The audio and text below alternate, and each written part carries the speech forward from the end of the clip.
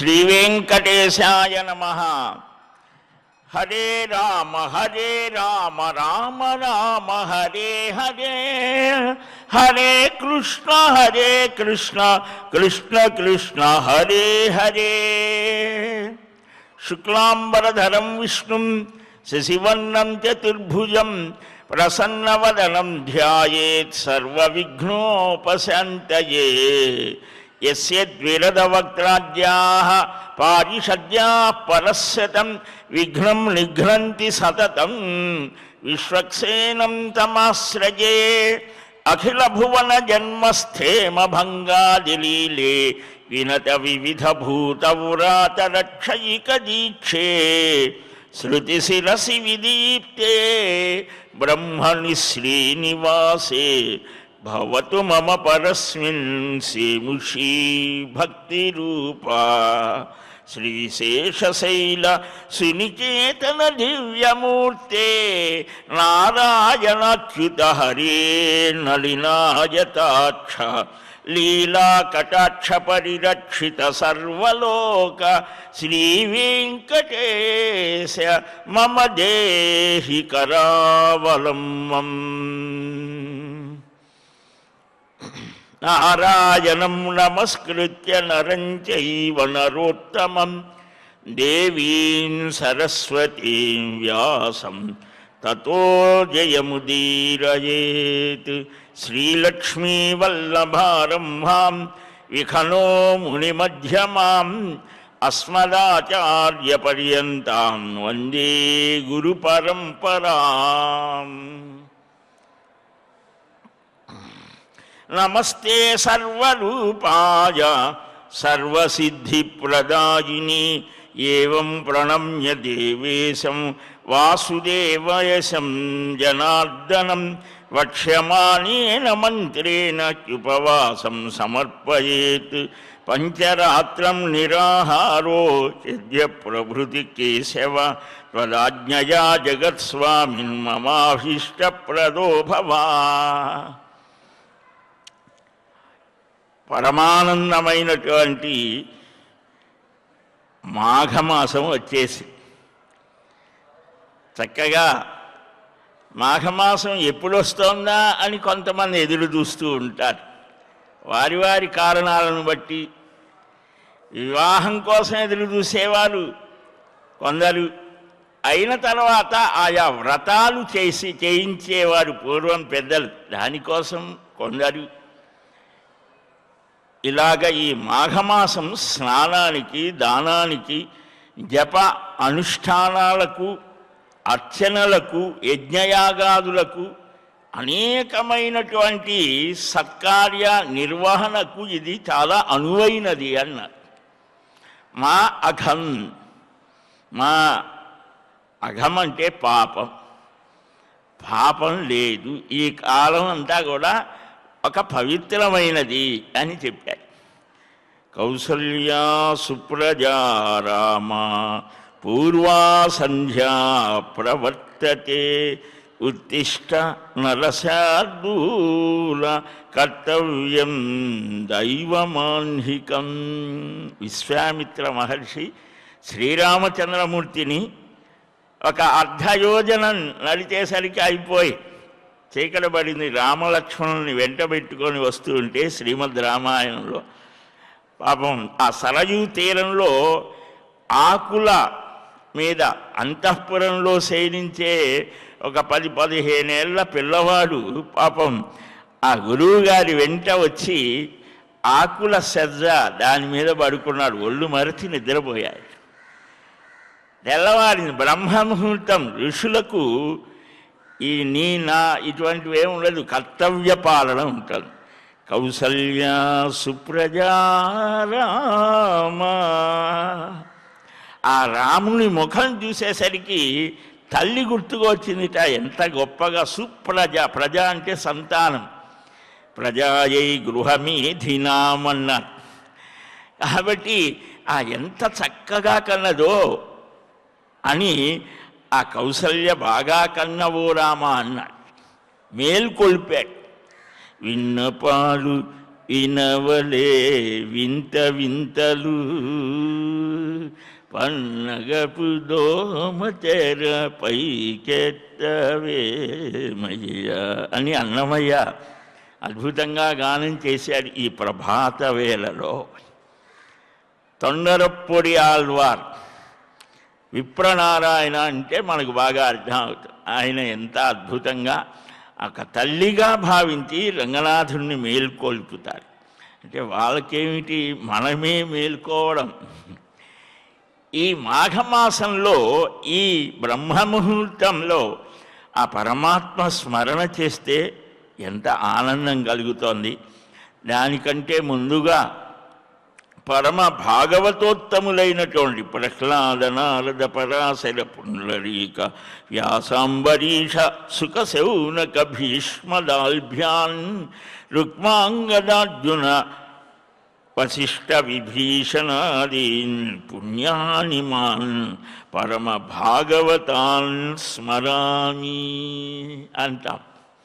అంటే నిద్ర లేవగానే మనం ఈ పరమ భాగవతోత్తములను, పతివ్రతామ తల్లులను, నదులను, ఇలాగా ఆ అవతార మూర్తులను స్మరించాలి అని చెప్పారు. కాబట్టి ఈ పరమ భక్తాగ్రగణ్యులలో ప్రథముడు ప్రహ్లాదుని శిష్యుడే, ఆ నారదుని శిష్యుడే. ప్రహ్లాదుడు అంత గొప్ప స్థితిని పొందాడు. గురువుగారి కంటే మించినటువంటి ఆ భక్తి యొక్క తాదాత్మ్యాన్ని పొందాడు. అయినా గురువే కదా. శిష్యుడు ఎంత గొప్పవాడైనా, కుమారుడు ఎంత గొప్పవాడైనా ఆ తల్లి తండ్రి అది మర్చిపోకూడదు కదా.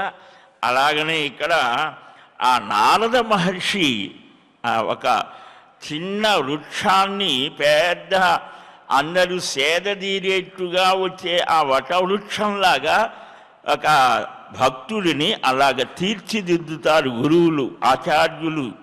ఒక శిల్పి అందమైనటువంటి ఆ మూర్తిని తయారు చేస్తే అది అందరి వందనాలని అందుకుంటారు. మన అయోధ్యలో చేసిన ఆ శిల్పే ఆశ్చర్యాన్ని, నేను చేసినట్లుగా లేదు ఈ మూర్తిని అంటే ఏమిటి, ఆ ప్రాణ ప్రతిష్ఠ జరిగిన తర్వాత అతనికే ఆశ్చర్యం కలిగి, అంటే ఆ భగవత్ చైతన్యం దానిలోకి ప్రవేశిస్తే ఆ విగ్రహం సమస్తమైన దైవీ శక్తులని ఆకర్షించుకుంటారు. కనుక అలాంటి ఆ అద్భుతమైనటువంటి ఎన్నెన్నో విశేషాల్ని మనకు నారద మహర్షి తాను ప్రశ్నించి సనక మహర్షి ద్వారా మనకు అందిస్తాడు. నారద పురాణంలో అది విశేషం. నిన్న మనం చెప్పుకున్నాం ఆ సుమతి అనే మహారాజు వృత్తాంతం. సనక మహర్షి చెప్తాడు, నారద నువ్వు ఎంతో శ్రద్ధతో అడుగుతున్నావయ్యా, అడిగితే చెప్పకుండా ఉండకూడదు అని శాస్త్రం. నా పృష్ట కస్యచిత్ బ్రూయాతి, అడగాలట. మాకెలా తెలుస్తుంది అని అంటారేమో, ఆ ప్రయత్నమైనా ఆ స్థితి కలిగేట్లు చేస్తారు గురువులు. కానీ ఇక్కడ నారదుడికి అట్లాంటి స్థితి లేదు, అవసరం లేదు కదా. ఈయన చాలా గొప్ప మహానుభావుడు. అందుకనే ఆ సనక మహర్షి ప్రేమతో ఇంకొక వ్రతాన్ని చెప్తానయ్యా. లోకంలో హరిపంచకము అని కొన్ని తిథులు ఉన్నాయి. అది అంటే ఇక్కడ వీరి లక్ష్యం ఏమిటి అని అంటే ఈ సమస్తమైనటువంటి మానవ జాతి, అంటే ఇక్కడ భారతదేశంలో అనో లేకపోతే ఇంకొకటో అనేది కాదు. మహర్షులకు ఎప్పుడూ కూడా సర్వమానవ జాతి, ఇప్పుడు ఏదో 800 కోట్లనో ఏదో అంటున్నారు కదా, అన్ని కోట్ల మంది వాడు ఏ దేశమైనా ఏ ప్రాంతమైనా ఏ మతమైనా సరే వారికి శుభమగుగాక అని ఆకాంక్షిస్తారు మహాత్ములు, మహర్షులు. దుఃఖాన్ని పోగొట్టాలి. బుద్ధుడు కూడా ఆ కాన్సెప్ట్తోనే ఆయన బయలుదేరింది. మనుష్యులకు ఉన్నటువంటి దుఃఖం ఆది భౌతికం, ఆధ్యాత్మికం, ఆది దైవికం, 3 రకాలు. ఈ ప్రకృతి వల్ల కొన్ని వస్తాయి ఉపద్రవాలు, సునామీలు అలాంటివి, అది దుఃఖాన్ని కలిగిస్తుంది కదా. శారీరకంగా కొన్ని రోగాల ద్వారా, మనస్సు ద్వారా కొన్ని ఆ వేదనలు కలుగుతాయి. మనిషి బయటికి బాగానే ఉంటాడు, కానీ మనస్సులో ఏదో ఒక బాధ లేనిది కూడా తెచ్చిపెట్టుకుంటాడు. అసలు రోగాల కంటే మనస్సుకు వచ్చే రోగాలే పెద్దవి. ఏ డాక్టర్ కూడా అన్నీ ఏమి లేవురా నీకు అంటే కూడా కానీ వాడు ఇట్లా ఉన్నాడండి అని అంటారు. మనస్సుకి ఒక స్థితి, ఆనంద స్థితి కలగాలి. అది ఆలోచనల వల్ల కలుగుతుంది. అందుకని మహర్షులు ఇదిగో ఈ పని చేయి, ఎందుకంటే నహి కశ్చిత్ క్షణమపి జాతు తిష్టత్యకర్మకృత్. గీతలో స్వామి స్వయంగా చెప్తాడు, ఒక్క క్షణకాలం కూడా నీవు ఏ పని చేయకుండా ఉండలేవు. కాళ్ళు కదిలించడం, గాలి పీల్చడం ఇది కూడా కర్మే. అవి కూడా భగవత్ స్మరణతో చేయమంట. అందుకనే ఈ వ్రతాలు ఇవన్నీ కూడా ఉపవాసాలు వీటన్నిటి ద్వారా అంటే ఏదో ఒక పని మనం చేస్తూ ఉంటే శరీరంతో, మనస్సుతో, ఇంద్రియాలతో క్రమక్రమంగా అవి శుద్ధమవుతాయి.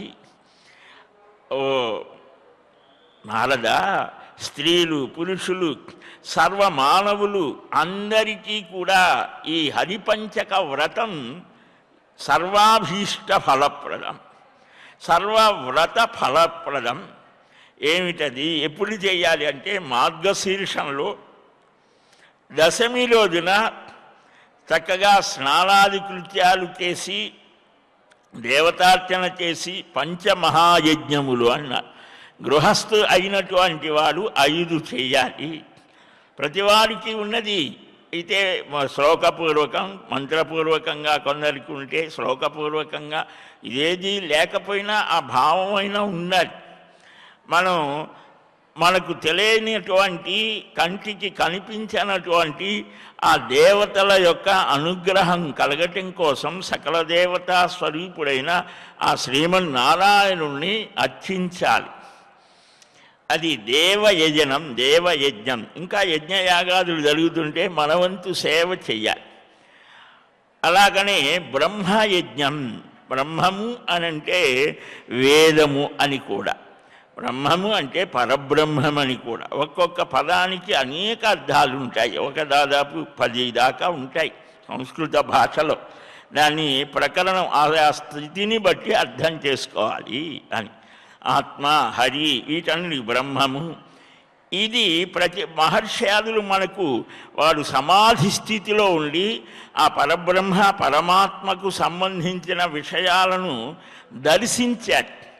ఈ మంత్రాలు మనం వేదపారాయణ వింటుంటామే, అవన్నీ కూడా ఎవరో రాసినవి కాదు, మహర్షులు దర్శించారు.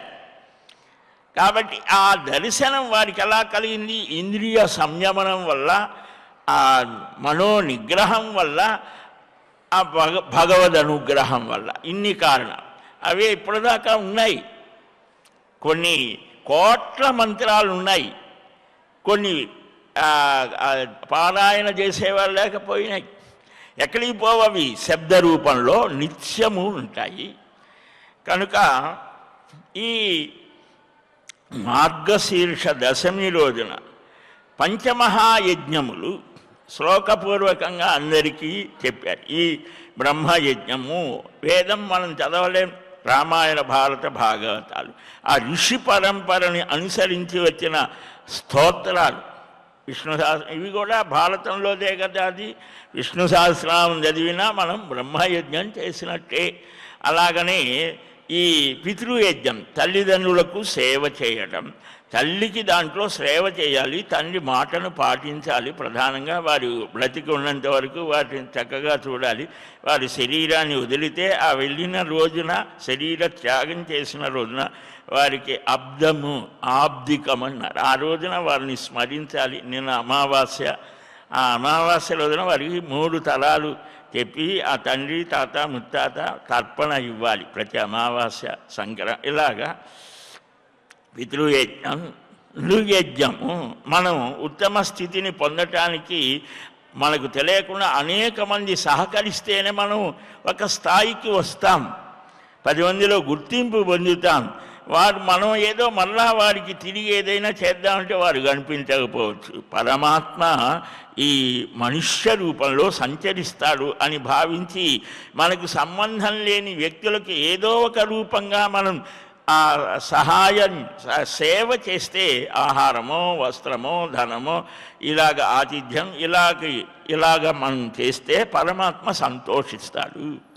ఇది నృయజ్ఞం అన్నారు. భూతయజ్ఞం ఇంకా చెప్పారు, కారుణ్యంతో మన చుట్టూతా ఉన్నటువంటి పశుపక్ష్యాదులకు ప్రతిరోజు ఆవుకి ఆ గడ్డి వేస్తే గ్రాసం అంటారు, దాన్ని వేస్తే ఎంతో పాపాలు పోతాయిట. ఆ గంగడోలు అంటారు మెడ, ఆ ఆవు గంగడోలు బాగా నిమిరి ఆ పృష్ఠభాగం ఆ తోక దగ్గర బాగా చక్కగా నిమిరి దానికి గడ్డి వేసి దానికి స్నానం చేయించిన, ఇవేవి చేయకపోతే కనీసం అలా దండం పెట్టి ఏదో ఒకటి దానికి యోగ్యమైనది, మనకిష్టమైన దానికి పెట్టడం కాదు, దానికి ఇష్టమైనది పెడితే అది నృయజ్ఞం. ఇవి ఆ గృహస్థుడైనటువంటి వాడు మనం నడుస్తూ ఉంటే కొన్ని జీవులు పోతాయి, గాలి పీలిస్తే కొన్ని జీవులు పోతాయి. అందుకనే కొంతమంది ఆ ముక్కుకి కూడా వస్త్రాన్ని కట్టుకుంటారు, వడబోసి తాగటం, ఇలాగ చాలా నియమాలు పాటిస్తారు. అహింసలో అది పరాకాష్ఠ స్థితి. ఆశ్రమంలో సన్యాసాశ్రమంలో వాళ్ళు చాలా సర్వ ప్రాణులకు అభయప్రదానం చేయడం వారి ఆశ్రమ ధర్మం అన్నారు. ఏ ప్రాణి భయపడకూడదు, బాధపడకూడదు అనేటువంటిది. ఇలాగా గృహస్థైన వారికి ఈ యజ్ఞాలు చెప్పారు. ఇవి చక్కగా చేసి ఏకాదశి రోజున ప్రాతకాలంలో ఇవన్నీ చేసి ఆ శ్రీమన్నారాయణుని పంచామృతాలతో అభిషేకం చేయాలి. నమస్తే జ్ఞానరూపాయ జ్ఞానదాయ నమోస్తుతే నమస్తే సర్వరూపాయ సర్వసిద్ధి ప్రదాయిని. అంటే పరమాత్మ జ్ఞానమే రూపంగా, జ్ఞానమే స్వరూపంగా, జ్ఞానాన్ని ప్రసాదించేవానిగా, సర్వరూపుడిగా, సర్వసిద్ధి ప్రదాయకుడుగా మనం దర్శించి ఆయనకు నమస్కారం చేయాలి అని ఇలాగ చేసి, కేశవ పంచరాత్రం నిరాహారో త్యజ్య ప్రభృతి కేశవ త్వదాజ్ఞయా జగత్స్వామిన్ మమాభీష్టప్రదో భవ. హే కేశవ కృష్ణ, ఈ రోజు నుంచి 5 రాత్రులు అంటే ఏకాదశి, ద్వాదశి, త్రయోదశి, చతుర్దశి, పూర్ణిమ 5 రోజులు ఉపవాస దీక్ష. ఇది చేస్తామయ్యా, ఈ రోజు నుంచి నిరాహారంగా ఉంటాను, నా అభీష్టాన్ని సిద్ధింపచేయి అని భగవంతుణ్ణి ప్రార్థించాలట. మనం ఏ పని చేసినా ప్రయత్నము ఉండాలి. ఆ ప్రయత్నం ఫలించాలి అంటే ప్రార్థన ఉండాలి. అందుకనే మనకు ప్రతిదీ కూడా ప్రార్థన అని ఉంటుంది. ఆ ప్రార్థన భగవంతుణ్ణి చక్కగా మనం వేడుకోవాలి, శరణాగతి చెయ్యాలి, ఏడవాలి ఒక రకంగా. అంటే స్వామి, నేను ఏ విధమైనటువంటి యోగ్యతలు లేవయ్యా, నీవే నన్ను ఎలాగైనా అనుగ్రహించు అని. దానికి ఏ భాషతో పని లేదు కదా ఏడవటానికి. అలాగా అంటే ఆ భగవంతుణ్ణి అలాగ వేడుకుంటే తప్పనిసరిగా జరిగి తీరుతోంది. భక్తుల అనుభవం, నేను చెప్పేది కాదు. కనుక అలాగా నమస్కరించి శక్తి కొలది అభిషేకించి జాగరణ చేసి, కేశవ ఇలాగా నన్ను అనుగ్రహించు అని ఈ 5 రోజులు కూడా ఈ భగవద్ ఆరాధన చేస్తూ పూర్ణిమ రోజున ఆ నారాయణుడికి క్షీరంతో అభిషేకం చేయాలి. ఆశ్రమ ఆచారాలను అన్నీ పూర్తి చేసుకొని పంచగవ్య ప్రాసన చెయ్యాలి. ఆవు నుంచి వచ్చేటువంటి పాలు, పెరుగు, నెయ్యి, ఆ మూత్రం, ఆ ఈ పంచితం, అలాగనే ఆవు పేడ, ఈ 5 కూడా మనకు యజ్ఞయాగాదులు ప్రారంభించేటప్పుడు కానీ, దేవాలయ ప్రతిష్టాపులు కానీ, ఎప్పుడైనా సరే ఒక దైవికమైనటువంటి పనులు ప్రారంభించేటప్పుడు ఈ 5 పదార్థాలు, ఆవు పాలు, పెరుగు, నెయ్యి, మూత్రము, పేడతో కలిపి వాటికి మంత్రాలు ఉన్నాయి. ఆ మంత్రపూర్వకంగా కలిపి మనకు ఇస్తారు ఆచార్యస్వామి, అర్చకస్వామి. అది చేయాలి. పంచగవ్య ప్రాసన. మంత్రం లేకుండా చేసిన గోమూత్రం తీసుకున్నా కూడా అనేక రోగాలు పోతాయి అని. ఎత్రగస్తి కృతం పాపం దేహే తిష్టతి మామకే ప్రాసనం పంచగవ్యంచ దహత్యగ్ని రివేంధనం. అంటే అస్థిగతమైనటువంటి, అంటే అస్థులంటే ఎముకలు, ఎముకల్ని కూడా పట్టుకొని ఎన్నో జన్మల నుంచి మమ్మల్ని పట్టి పీడించే పాపకర్మ ఫలాలు ఉన్నాయే, అవన్నీ కూడా దేహాన్ని ఆశ్రయించి ఉన్నటువంటివన్నీ కూడా అవి కాలి మసైపోతాయి ఈ పంచగవ్య ప్రాసన చేత అని ఆ భావం దానికి. ఇది కూడా చెయ్యాలి. ఆ తర్వాత నారాయణుణ్ణి అర్చించాలి, బంధువులతో భుజించాలి. ఇలాగా పుష్యమాసం మొదలుకొని కార్తీకం వరకు శుక్లపక్షంలో ఈ వ్రతాన్ని చేస్తే ఒక్క సంవత్సర కాలం ప్రతి మాసంలో కూడా ఈ 5 రోజులు ఉపవాసం. ఇప్పుడు శరీర దార్ఢ్యతని బట్టి మన దీన్ని బట్టి చేయవచ్చు, అవకాశం ఆ స్థితి ఉన్నవారు. లేనివారు భగవత్ స్మరణైనా ఆ 5 రోజులు దీక్షగా ఇన్ని లక్షల జపం చేస్తాననైనా చేసుకున్నా అది మంచిదే. ఆ అవకాశం ఉన్నవారు ఇలాగ ఉపవాస వ్రతం, అందుకని ఆయుర్వేదం కూడా లంఘనం పరమౌషధం అని. లంఘనం అంటే ఆహారం లేకుండా పూర్వం ఉంచేవారు. ఏకాదశి వ్రతం కూడా అలాంటిదే.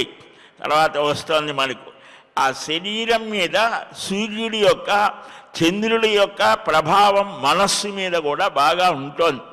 కాబట్టి ఆయా తిథులలో మనం చేయవలసినటువంటి వాటిని అన్నిటినీ కూడా ఆచారములు, సంప్రదాయములు, సదాచారం అనే పేరుతో నిర్దేశించారు.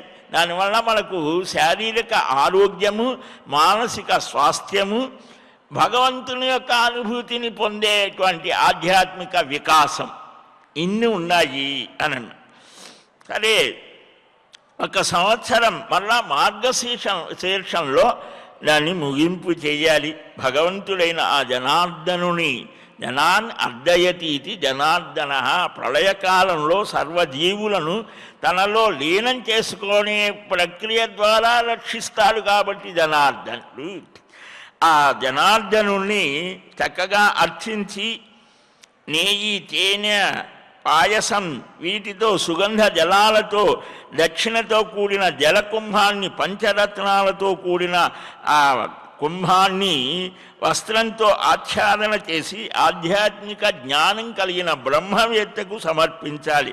సర్వాత్మ సర్వభూతేశ సర్వవ్యాపి సనాతన పరమాన్న ప్రధానేన సుప్రీతో తవ మాధవ అని పాయసదానం చేయమన్నారు.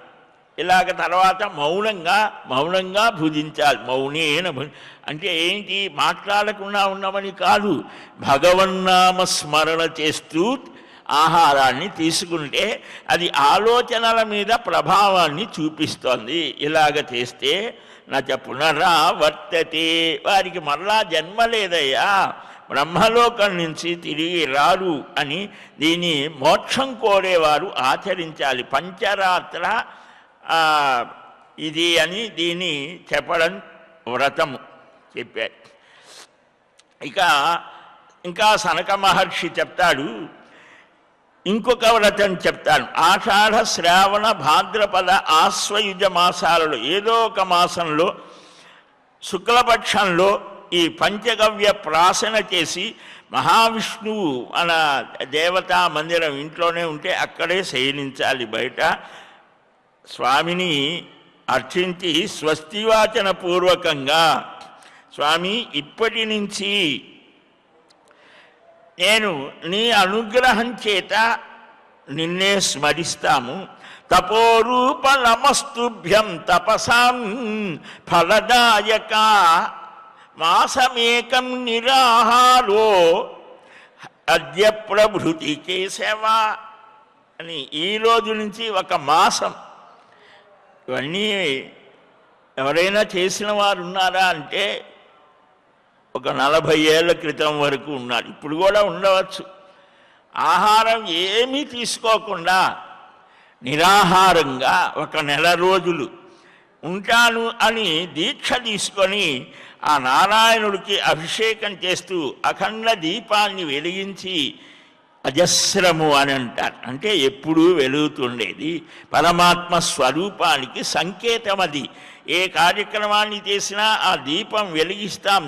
ఆ దీపము పరబ్రహ్మస్వరూపం. భక్తి శ్రద్ధలతో అర్చించి ఇలాగా మాసోపవాసం 13 మాసోపవాసాలు చేస్తే ఆ చివరిలో గోదానం చేయాలన్న. గోవులో సర్వదేవతలు ఉన్నారు. ఆ గోవులో ఉండేటువంటి ఆ గొప్ప విశేషాలు, గావో విశ్వస్య మాతరః, గోసూక్తమే ఉన్నది. సర్వదేవతలు ఉన్నారు కాబట్టి ఆ గోదానాన్ని చేయమన్నారు.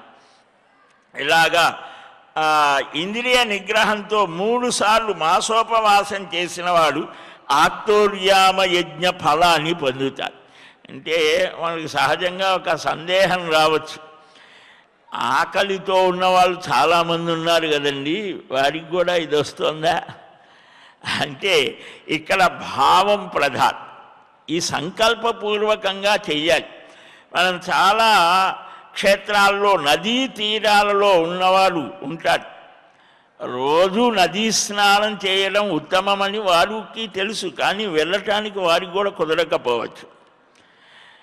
నదిలోనే ఈ చేపలు జలచరాలు ఉన్నాయి కదా, వాటికి కూడా మోక్షం రావాలిగా గంగాది తీర్థాలలో. కానీ కాదు. ఎందుకని? నువ్వు ఆ భావంతో వెళితే. కొండ మీదకు రోజు చాలామంది వస్తారు, 1,00,000 మంది లోపు. మరి భక్తితో వచ్చేటువంటి వారు, కేవలం భగవద్దర్శనం భగవన్నామస్మరణతో వచ్చేవారు ఉంటారు కొంతమంది. వేరే పనుల కోసం వచ్చేవాళ్ళు ఉంటారు, రకరకాలైనటువంటి కానీ ఇక్కడ ఏ భావంతో వస్తున్నారు? ఇది ఉద్యోగ ధర్మంతో వచ్చేవాళ్ళు ఉంటారు, రకరకాలు. కానీ ఇక్కడ భగవంతుడే ప్రధానం అనేటువంటి భావనతో వచ్చిన వాడికి ఆ భగవత్ ప్రీతి కలుగుతుంది. మనం చూస్తూ ఉంటాం లోపల అబ్బా ఈసారి అసలు ఎంత అద్భుత దర్శనమో, ఏది 2 నిమిషాలు చూసేసరికి వాళ్ళు నెట్టి వేస్తుంటే, అంటే ఆ నిరంతరం ఆ భావన, ఆ చింతన చేత ఆ తాదాత్మ్యం, ఆ గొప్ప స్థితి కలుగుతోంది. కనుక ఇక్కడ ఈ ఉపవాసాది కృత్యాలు కూడా అలాగనే. ఇవి చేసిన వారు, గంగా స్నానం చేసిన వారు ధర్మ మార్గ ప్రవక్తలు, ముక్తులు అవుతారు. సంతానం లేనివారు, యతులు, బ్రహ్మచారులు, వానప్రస్థులు, ఈ విశేషించి ఈ మాసోపవాసం సన్యాసులకు, వానప్రస్థులకు చెప్పాడు చాలా. ఇంకా స్త్రీలు అందరూ కూడా చేయవచ్చు. గృహస్థుడు మూర్ఘో వా పండితో వాపి శ్రుత్వైతన్మోక్ష భాగ్భవేత్ ఇదం పుణ్యం వ్రతాఖ్యానం నారాయణ పరాయణ. ఈ చతురాశ్రమాల వారు, భిక్షుకుడు, మూర్ఖుడు, పండితుడు ఎవరైనా సరే ఈ వ్రత విధానాన్ని విన్నా కూడా చాలు అని కూడా చెప్పడం జరిగింది. ఇదమన్యత్ ప్రవక్ష్యామి వ్రతం త్రైలోక్య విస్తరం సర్వపాప ప్రశమనం సర్వకామ ఫలప్రదం. ఏకాదశి వ్రతం నామ సర్వాభీష్టప్రదం నృణాం కర్తవ్యం సర్వదా విష్ణు ప్రీతికరం యతః. ఇంకొక వ్రతం అందరికీ తెలిసినటువంటిదే, కానీ విశేషమైనటువంటిది, సర్వ పాపాలను తొలగించేది. అది ఏమిటి అంటే ఈ ఏకాదశి వ్రతం సర్వాభీష్టాలను సిద్ధింపచేసేది. అందరూ సర్వమానవులు కూడా చేయదగినటువంటిది. ఈ వ్రతాన్ని చేసేటువంటి వారు దశమ్యాం ప్రాతరుత్థాయ దంతధావన పూర్వకం స్నాపయేద్ విధివద్ విష్ణుం పూజయేత్ ప్రజతేంద్రియః. ఏకాదశ్యాం నిరాహారో నిగృహీతేంద్రియో భవేత్ శయీత సన్నిధౌ విష్ణుర్నారాయణ పరాయణ. ఏకాదశ్యాం తథా స్నాత్వా సంపూజ్య చ జనార్దనం గంధపుష్పాదిభిః సమ్యక్ తతస్త్వేవ ముదీరయేత్. ఏకాదశ్యాం నిరాహార స్థిత్వాద్యాహం పరేహని భోక్ష్యామి పుండరీకాక్ష శరణం మే భవాచ్యుత. ఇది 3 రోజుల త్రిరాత్ర వ్రతం అన్న ఏకాదశి అనేటువంటి. ఏకాదశి రోజున భుజించకూడదు. దశమి రాత్రి ఏకాదశి 2 పూటలు, ద్వాదశి 1 పూట భుజిస్తే అది ఏకాదశి వ్రతం అన్నారు. ఈ విధంగా చేస్తే సకల దోషాలు తొలగిపోతాయ్యా. ప్రాతకాలంలో దశమి రోజున లేచి స్నానాది కృత్యాలు నిర్వహించి ఇంద్రియ నిగ్రహంతో భగవద్ ఆరాధన చేసి ఆ ఏకాదశి రోజున నిరాహారంగా ఉండి నారాయణుని స్మరిస్తూ ఏకాదశ్యాం నిరాహారస్థిత్వాద్యాహం పరేహని భోక్ష్యామి పుండరీకాక్ష శరణం మే భవచ్యుత అని ఈ మంత్రాన్ని ఉచ్చారణ చేస్తూ నారాయణుడికి ఆ ఉపవాసాన్ని సమర్పించాలి. మనం ఏది చేసినా ఆ ఫలాన్ని భగవంతుడికి అర్పిస్తే అది రెట్టింపై వస్తుంది. చాలామంది గురువులు ఆచార్యులు చెప్తారు, 1,00,000 జపం లేదా 1,00,00,000 జపం చేస్తే ఫలాని క్షేత్రానికి వెళ్ళి అక్కడ సమర్పణ చెయ్యంటే చాలామంది గింజుకుంటారు, బాధపడిపోతారు. ఇంత జపం చేసి అక్కడెక్కడో చేయటం ఏమిటయ్యా అంటే అది అవగాహన లేక పాపం. అట్లా చేస్తే అంతా అయిపోతుందేమో, నేను ఇంత కష్టపడి చేస్తే అక్కడ పోయి ఇవ్వటం ఏమిటి అంటే అది తిరిగి ఎక్కువయ్యి రెట్టింపై నీకే వస్తుందిరా ఆ ఫలము అనంటే ఆ మనుష్యుడిలో ఉండేటువంటి ఆ చిత్రమైనటువంటి గుణాలకు సరైన గురువు చికిత్స చేస్తాడు, వాడిని ఉత్తముడిగా తీర్చిదిద్దుతాడు. కనుక శాసితారం ఆచార్యుడు గురువు అంటే తప్పొప్పులను చెప్పి తీర్చిదిద్ది శాసించేవాడు. వీడి కనుక గట్టిగా చెబితే వీడు కూడా వెళ్ళిపోతే మనకు భిక్షేసేవాడు ఎవడు అయితే లేదు. ఎందుకని కేవలం భగవంతుడి మీదనే ఆధారపడి దీవిస్తారు మహానుభావులు. కనుక అజ్ఞానతిమిరాంధస్య వ్రతేన అనేన కేశవ ప్రసీద సుముఖో భూత్వా జ్ఞానదృష్టి ప్రదో భవ. ఇలాగ విజ్ఞాపన చేయాలయ్యా. అజ్ఞానం అనేటువంటి చీకటిలో అంధత్వంతో పడి ఉన్నాను నేను. కృష్ణ వాసుదేవ, ఈ వ్రతాచరణతో సుముఖుడవై ప్రసన్నుడవై జ్ఞాన దృష్టిని ప్రసాదించు అని మనం వేడుకోవాలి. ద్వాదశి రోజున యథావిధిగా లేచి స్వామికి ఆరాధన చేసి నృత్య గీత వాద్య సమ్మేళనంగా నామస్మరణ చెయ్యాలి. అలాగ చేసి ఆ పవిత్రమైన ఏకాదశి వ్రతాన్ని చేసినటువంటి వారు ఆ ద్వాదశి రోజున ఉదయాన్నే బంధువులతో మిత్రులతో ఆచార్యులతో కలిసి భుజించిన వాడు పునరావృత్తి రహితమైనటువంటి ఆ మహావిష్ణు పదాన్ని పొందుతారయ్యా. ఇలాగ చేసినటువంటి వారు చేసేవారు ఏ విధంగా ఉండాలి, ఏ విధంగా ఉండాలి, ఎవరైనా అలాగ ఉన్నారా అనేటువంటి దాన్ని కూడా చెప్పడం జరుగుతోంది. ఆ విశేషాలని మనం క్రమంగా గ్రహిద్దాం. రామ రామ సీతారామ రామ రామ జానకి రామ రామ రామ దశరథ రామ రామ రామ సీతారామ. హరే రామ రామ రామ హరే హరే, హరే కృష్ణ కృష్ణ కృష్ణ హరే హరే. స్వస్తి ప్రజాభ్యః పరిపాలయంతాం న్యాయేన మార్గేణ మహీం మహిషాః. గోబ్రాహ్మణేభ్యः శుభమస్తు నిత్యం. లోకాः సమస్తాः సుఖినో భవంతు. కాలే వర్షతు పర్జన్యః పృథివీ సస్యశాలిని. దేశోऽयं క్షోభరహితో బ్రాహ్మణాः సంతు నిర్భయాः. అపుత్రాः పుత్రిణः సంతు పుత్రిణः సంతు పౌత్రిణः. అధనాः సధనాः సంతు జీవంతు శరదాం శతం. మంగళం కోసలేంద్రాయ మహనీయ గుణాబ్ధయే చక్రవర్తి తనూజాయ సార్వభౌమాయ మంగళం. శ్రియః కాంతాయ కళ్యాణ నిధయే నిధయేర్ధినాం. శ్రీవేంకటనివాసాయ శ్రీనివాసాయ మంగళం. బలం విష్ణోః ప్రవర్ధతాం. సర్వం శ్రీకృష్ణార్పణమస్తు. వాసుదేవ నారాయణ ముకుంద మాధవ శ్రీహరి గోవింద వాసుదేవ. ఏడుకొండలవాడ Venkataramana Govinda Govinda Govinda Govinda. Panacea Meridian hospitals ప్రతి సామాన్యుడికి అందుబాటులో అంతర్జాతీయ వైద్య ప్రమాణాలతో వైద్యం, 24 గంటల అంబులెన్స్ సర్వీసుతో పాటు అత్యవసర సేవలతో ఏర్పాటైన చికిత్సా విభాగం. మా దగ్గర గుండె సంబంధిత, మూత్రపిండ, కాలేయ, కంటి జబ్బులకు, మోకాళ్ల శస్త్రచికిత్సతో పాటు కోవిడ్-19, బ్లాక్ ఫంగస్ వంటి వైరస్లకు, అన్ని రకాల ఆరోగ్య సమస్యలకు నమ్మకమైన అత్యాధునిక వైద్య చికిత్సను అందిస్తున్న హాస్పిటల్ పనేసియా మెరిడియన్ హాస్పిటల్స్. మీ ఆరోగ్య సమస్య ఏదైనా ఇప్పుడు పరిష్కారం సాధ్యం. సంపూర్ణ ఆరోగ్యం కోసం సంప్రదించండి పనేసియా మెరిడియన్ హాస్పిటల్స్.